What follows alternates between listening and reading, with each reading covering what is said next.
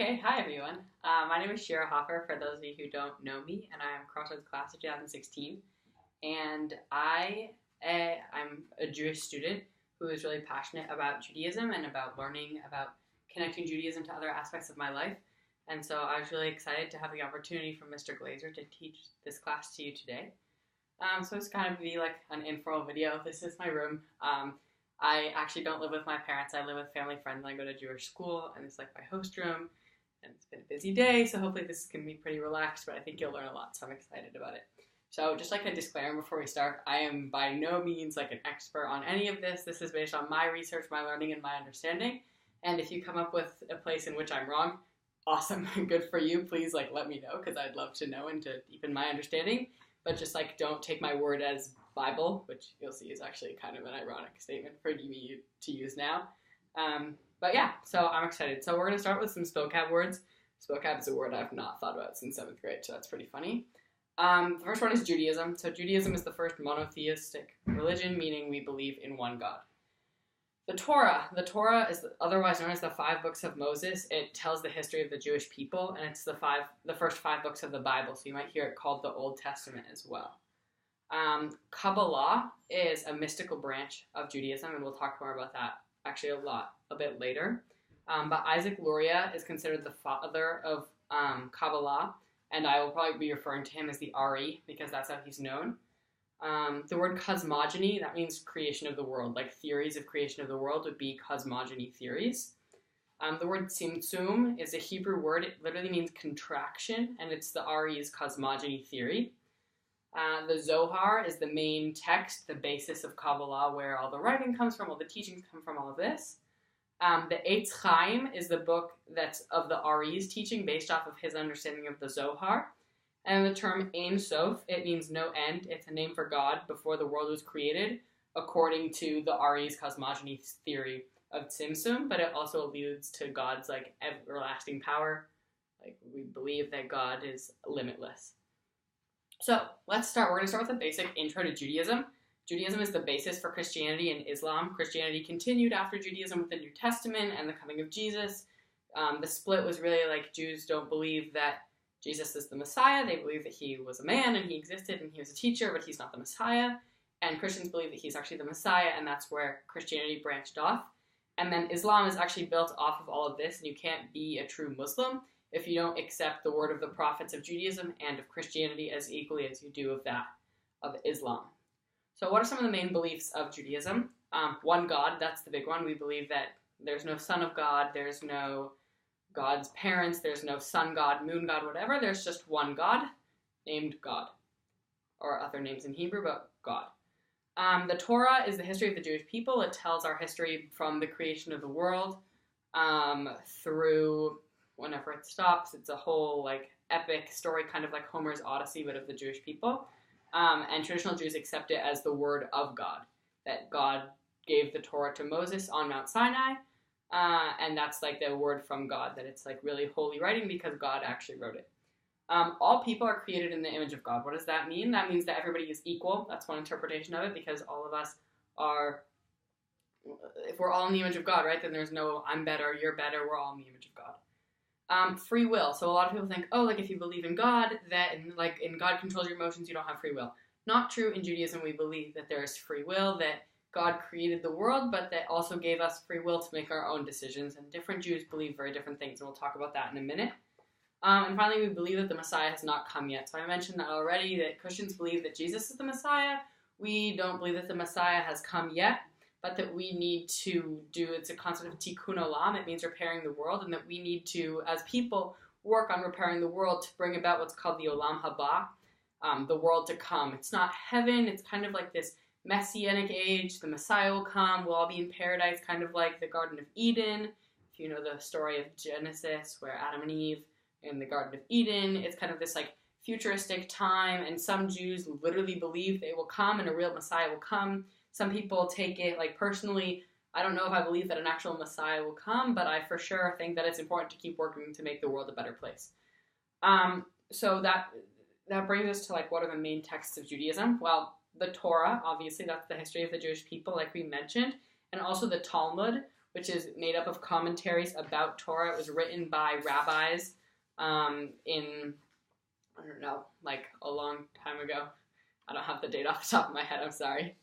But it's basically rabbinic law and commentary and legal discussion and cases of different scenarios that might come up, and you say, what can we do based on Jewish law to punish this person, or does he need to be punished? If you've ever heard the stereotype that Jews are often lawyers, it's actually based off of the Talmud, that we read a lot of legal debates and we're very good generally at legal arguments. So don't stereotype. And finally, ethical teachings. So there's ethical teachings in Judaism that I think are really beautiful. One of my favorite parts of Judaism. Some of them include love your neighbor as yourself. You've probably heard that before. Or it's important to welcome the stranger. Or you don't need to finish the work, but you also aren't allowed to not do any of it. All sorts of ways that we should just live our lives better. And finally, there's different denominations of Judaism. What does that mean? Well, if you've ever seen like somebody who you see like a Jew in a black hat with hair coming off of their face and wearing a black coat, that would be an ultra-Orthodox Jew. So there's Reform Jews like myself. There's conservative Jews, there's Orthodox Jews, ultra-Orthodox Jews, and basically beliefs differ in strictness, in if the Torah is actually the word of God or if somebody wrote it. If you're supposed to keep kosher, that means like following different dietary laws. Basically, I believe that every Jew has their own version of Judaism, and that's somewhat true, but people fall into these different categories of Reform, Conservative, Orthodox. So that brings us to Kabbalah. Kabbalah is not a denomination. Kabbalah is the mystical branch of Judaism. So what is mysticism? If you're thinking of like astrology and can we make gold from mixing different things together and medieval periods and all sorts of magical stuff, you're actually kind of on the right track. That is essentially what Kabbalah is, but there's no mixing of evil potions and making gold from things that aren't gold. That's just not really Judaism. Kabbalah emerged in the 13th century, and it was actually a reaction to anti-Semitism in the Middle Ages. So anti-Semitism is basically hatred of the Jewish people based off of really anything. There's all sorts of Jewish stereotypes. I think in 8th grade we studied the Holocaust, so I don't know if you've studied the Holocaust, but I'm sure you've heard of the Holocaust, this time during World War II, where Hitler decided that all Jews were the problems, that Jews caused Germany's problems, and because of that, there was this idea that all Jews should be killed. I'm standing here today living proof that Hitler did not succeed. But anti-Semitism did not start in the Holocaust, which a lot of people might have that misconception. It's actually been around forever. Actually, there's a false claim that it was actually the Jews that killed Jesus, and that's kind of the root of anti-Semitism. The Jews, A, did not kill Jesus, and B, anti-Semitism is never justifiable. There's no reason to hate a group of people just because of their religion. But that was kind of a tangent. So we're going to keep moving with Kabbalah. Kabbalah, as I said, emerged in the 13th century as a reaction to anti-Semitism in the Middle Ages and the expulsion of Jews from Spain in 1492, which is also when Columbus sailed the ocean blue. But it was also when Jews were persecuted in Spain. It's called the Spanish Inquisition, and it was really a bad time for Jews. And so Jews, especially in Israel, but around what's called the diaspora, Jews were spread out from Israel after the Roman conquest in 70 AD. But basically, Jews were saying, look, we're being kicked out of Europe and nobody likes us and there's all these attacks against us and we don't understand why we can't just have the Messianic age.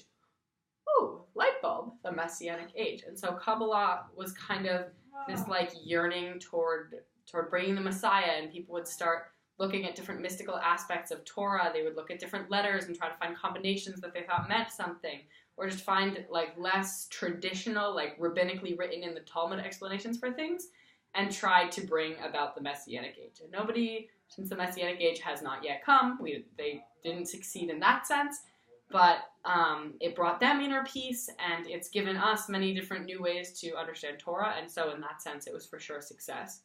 So Kabbalah, the home of Kabbalah, I guess, is Tzfat, which is a town in northern Israel, and it's really a place where there's a lot of art, and there's a lot of mysticism, there's a lot of religion, in the sense a lot of Orthodox practicing religion, and it's a town that keeps Shabbat. So what does that mean? It means that you can't drive on Friday night through Saturday night in that town. It's a very religious town, it's a very spiritual place. I've been there, it's one of my favorite cities in Israel just because of like the vibe that it gives off is just very artsy and very spiritual and connected, and I don't know, I just feel like it's really nice. I really like being in Tzfat.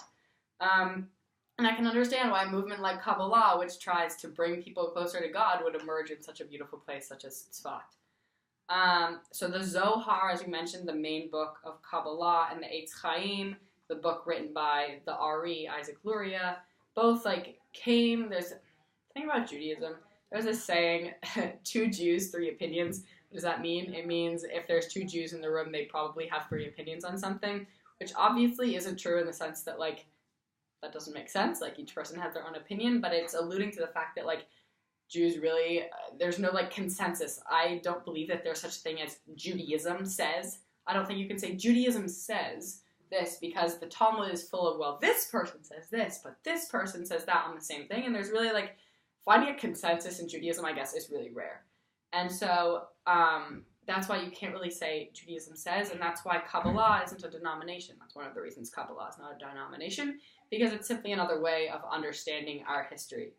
And so what you can call the purpose of Kabbalah is, I think it's threefold. It really discusses, like, God in relation to humans and vice versa. So what is our relationship with God? Is God more of a protector? Is God more of a friend? Is God... did God create the world? Is God still creating the world? Was the world created and then left? Or was, like, what's God's involvement in our daily lives? All sorts of, like, relationship questions about God and God's nature and all of this, which I personally think is really fascinating. Like, thinking about God and how, if God plays a role in my life, it's, like, one of my favorite things to delve into. So I am a fan of Kabbalah. It also aids in the understanding of teachings of Torah. So, for example, the Torah is written in Hebrew, that's the language of the Jewish people, and each Hebrew letter has a numerical value. And so there's this system called gematria, where different words will have different numerical values, and you can try to match up words with the same numerical values and say, what does that mean? So let's say, like my name, let's say that, like, Shira and A on a chemistry test had the same value in gematria. Like, obviously that's a ridiculous example, but I did a really bad job on my chemistry test today, so it's kind of like in my mind. Maybe before the test, if I noticed that they had the same value, I would say, oh, this means that I'm destined to do well on the chemistry test. There's no chemistry, and I'm obviously not in the Torah, but things like that, like, oh, we can predict the future using gematria, or we can understand the past by seeing these numerical connections, all sorts of kind of, like, what you might call out-of-the-box thinking. That's often found in Kabbalah. And really, Kabbalah is about finding the meaning of life. So that's kind of like a huge question, right? Like, what is the meaning of life? Well, Kabbalah is another way of understanding what the meaning of life is and giving purpose to your life, and, like, making you live out a life that you feel like is full of meaning. And Kabbalah is another way to do that. So basically, if I had to put Kabbalah in one sentence, it's an alternative way for men to, or, like, people, sorry, it's an alternative way for people to strive to be intimate with God, however you might interpret that. And so Lurianic Kabbalah comes from Isaac Luria, right? He had his branch of Kabbalah. It's not even a branch, it's kind of like a school of Kabbalah, like the school of Aristotle, the school of Isaac Luria, that's called Lurianic Kabbalah. And Isaac Luria has his own cosmogony theory, right, which is called Tzimtzum. And so that's what we're going to talk about now. So what I want to do is I want to read you the text from the Eitz Chaim, which is the Ari's book, because I just think it's too beautiful not to read, and then we're going to try to parse it out because it's pretty hard English. Or it's a translation, right, and it's pretty hard to understand. So I'm going to read it. Prior to creation, there was only the infinite Or Ein Sof, God, filling all existence. When it arose in God's will to create worlds and emanate the emanated, he contracted, or God contracted, in Hebrew Tzimtzum, himself in the point at the center, at the very center of his light. God restricted that light, distancing it to the sides surrounding the central point, so that there remained a void, a hollow space, empty space, away from the central point.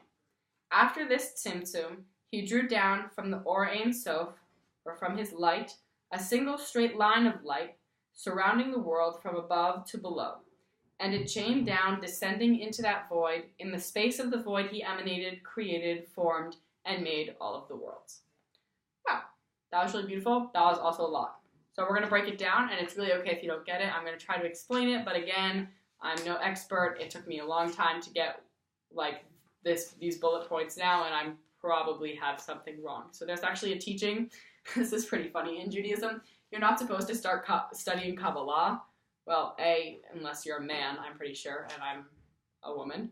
But also until you're 40 years old. So don't worry. Maybe come back to it when you're 40 if you don't understand. But we're going to try to make this understandable. So before the world was created, imagine this. This is like kind of an abstract concept. But imagine that the whole world was God, right? So literally the entire universe and everything beyond was just God. I think that's a really crazy notion, but that's kind of not crazy in a bad way, like an insane, like amazing notion that literally everything that existed was only God. And then the act of creation was the contraction of God's self to create room for humans. So God, the idea, and there's like this benevolence to it, that God wanted humans to exist, and because of that, God contracted himself in this selfless act in order to create room for us. So that's pretty cool. And so then there was the subsequent creation of 4 spiritual worlds, which are to be thought of as vessels for God's light. So there's this idea that maybe there were these different worlds created, and maybe there's 10 different, they're called sphirot, which are vessels, and there's spiritual worlds, which are not the world that we live in, and then there's the mortal world that includes my bright blue bedroom, and you and me, and this class, and this video conference. But essentially, God contracted God's self to create a void to make space for us, and then sent a single line of light down. And that straight line of light is God's essence being infused into the worlds and into the vessels and into God's creation. But some vessels could not hold the light. It was too strong. It was too powerful. It was God. Like, I've never seen God. Nobody's ever seen God face to face, but I can imagine that would be a pretty powerful thing. So, inevitably, some of these vessels broke. They shattered. It's called shvirat kelim. That's the word in Hebrew. So first there's tzimtzum, right, the retraction, and then it's called shvirat kelim, shattering of the vessels. And so some of the light, there's like these sparks, I guess, these golden light sparks of God, and some of them reascended back up to heaven with God.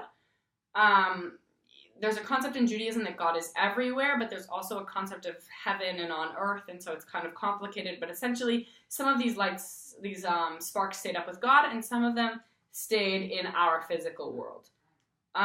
So essentially, the world is broken. That's kind of the point we're trying to get to. God contracted God's self and put light into the world, but it broke.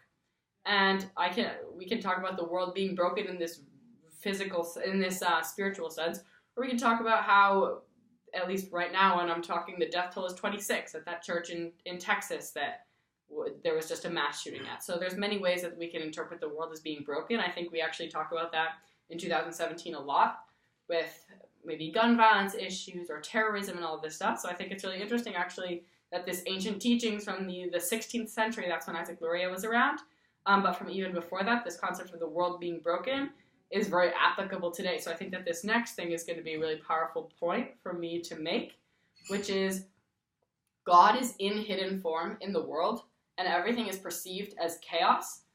But in reality, the world was God, and God was contracted, and so it's kind of like God is, if you imagine, in Judaism we don't create images of God, but if you imagine God being like the sun, like the ball of the sun, right? And then, all of us are like the rays of the sun, but still connected to this source, being God. Even though the world is broken, it's our job to fix the world. So says Lurianic Kabbalah. The sun thing is my own metaphor to help you understand, but Lurianic Kabbalah says there's Tzimtzum, right? Shvirat kelim, the shattering of the vessels. And now it's up to us, humans, to fix the world by gathering these sparks of light that are left here and bring them together and bring about the Messianic age when we can return to God again. And that's called tikkun, right? So Tzimtzum, the contraction, and then Shvirat kelim, the breaking of the vessels, and then tikkun. And we haven't gotten to tikkun yet. That's kind of, according to Lurianic Kabbalah, a way to make meaning in our lives, right? So we said Kabbalah is a way of making meaning in our lives. Well, through Lurianic Kabbalah and through kind of generally accepted Kabbalah, and Judaism in itself, to be honest, is that really like it's our job on earth to make the world a better place through a concept, like I said, called tikkun olam, fix it, repairing the world. And so Lurianic Kabbalah basically teaches that this is our purpose in life, is to gather these sparks of godliness from around us that we find in each other and in my shoes that are down there in the closet, right? There's this concept that God is everywhere and in everything.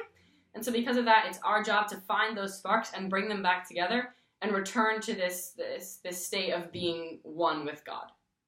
So that was kind of a lot, but hopefully you understand that Lurianic Kabbalah teaches God contracted God's self in a selfless act to make room for humans and brought God's light into the world, but it was too much for us to handle, and our job since then has been to repair the world in order to return to God. So you might be saying now, Shira, wow, this is really interesting. Or, I mean, you could be saying, Shira, this is pretty boring. Why are you telling us this? But I'm hoping that I've been interesting. I've been learning a lot from this, so I think that's pretty cool. But you might be saying, why are you telling us this? This really, has nothing to do with a tiger and an Indian boy and Buddhism and, all this stuff. But actually, if anyone remembers the name of the Japanese freighter, or at least it's passed off as a Japanese name, the boat that Pi is on with his family when they go to Canada is actually called Tzimtzum. And if you remember the first page of the book, it actually mentions Lurianic Kabbalah in the 16th century and all of this. So it's a really integral part of the book. And why is that? Well, let's talk about Pi. Pi is a man of many religions who simply wants to know and love God, right? You can say, how can he be so many different religions? Well, his goal is to find God, and he's exploring different paths. And his world is all okay. He's happy. He's exploring his religion. He's moving to Canada, and everything is okay until the ship that's transporting him and his family to Canada sinks, leaving him and some animals in a lifeboat. So he has this world. Everything is full. He feels whole, and then it's broken. Is anyone seeing anything yet? If not, we're going to keep going. His world is broken, and he has two choices. He could sit, and he can be afraid, and he can let himself be eaten by these wild animals and mourn as his life goes into chaos, or he can make the best of a situation. So what does Pi do? Pi turns to God. Do you see it yet? Pi on a boat is a microcosm of the world according to the RE, where all is chaos and a man's job is to reconnect with God.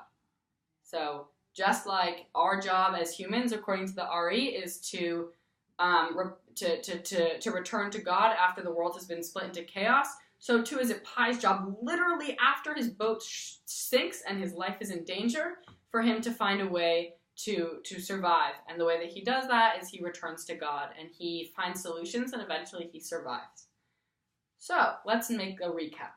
Judaism, the first monotheistic religion and the basis of all other monotheistic religions. Kabbalah, the mystical branch of Judaism, an additional way of understanding Judaism that strives to connect humans to God. Tzimtzum, God contracting himself to create room for humans and the rest of creation, which resulted in the breaking of the world. And then our goal as humans is to gather up this broken world and return to God. And how does this relate to life of Pi? Pi on a boat in chaos trying to connect to God and find good in a situation and bring about his rescue draws direct parallels to mankind in a chaotic world where God is hidden and trying to reunite and bring about the Messianic age. So, I am going to demonstrate good academic honesty and say that I learned a lot of this from SparkNotes, Kabbalah, Wikipedia, an article called Tohu Vatikkun, and literally any other page related to Kabbalah I probably looked at some point, and then a website called Aish, which talked about the life of Pi. And also just learning that I've had throughout my life. I've spent a lot of time thinking about Judaism and studying Judaism, and I think that this is a really cool way, especially for me. I really hope that you learned something. And for me, I think that this is really powerful in the sense that I feel like Judaism can really, find its way into many different aspects of our lives. And I think that it's really cool that in this book that you might think, whatever, there was no Judaism in this book, there was Christianity and there was Islam, but no Judaism. Actually, it's a really integral part of the book. And so I think that it's really important for you to understand how that plays out, and hopefully it'll bring more meaning to the book. It probably has given you some thoughts about the world, regardless of your religion and your beliefs and your whatever. I think learning about different religions, I love learning about different religions and understanding the world in different ways, just like Pi does. And I really hope that you learned something from this lecture. And I will see you soon. All right. Bye, guys.